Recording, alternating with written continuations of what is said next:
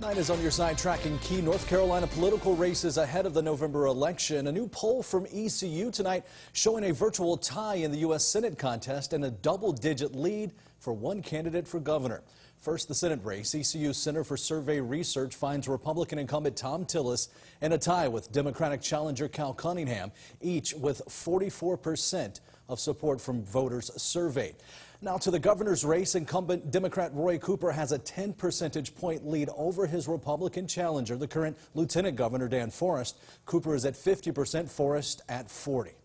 As for the top race on the ballot, President Trump leads Joe Biden in our state right now, 49-47. The ECU survey also finds 96% of voters are locked in on their choice for president. Not on your sides, Caroline Boyer is in the studio now. Caroline, you spoke with Greenville voters about their plans for November. What did they say?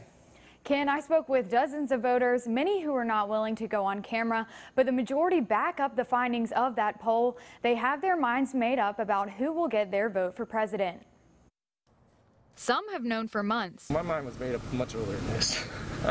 Others are still deciding. I think it's very early. I got to do a lot more research before I actually decide to vote. But a recent study out of ECU shows 96% of the more than 1,100 North Carolinians polled have their minds made up. That means to be very, very hard for any argument to be made through the campaign in these final weeks and final couple of months.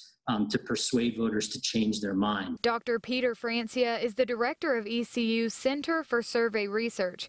He says this data means campaigns should focus on getting people to the polls rather than persuading them. Republicans, if they can get their voters out more than Democrats, if Democrats on the other side can get their voters out more than Republicans, that could well determine who wins and who loses in North Carolina. Francia says COVID-19 is a key issue in the presidential election. We see a very competitive race for president because opinion is so evenly divided and split on the president's handling of the coronavirus pandemic. With factor in state races. Presidential elections will have what are called coattail effects. And the idea of a coattail effect is that the top of the ticket, which is the presidential election, that top candidate is going to influence all the other down ballot races. Francia says this backs up something he well knows. And that is North Carolina is a competitive purple state, as they say, right in between red and blue, we get purple. It's a competitive purple state.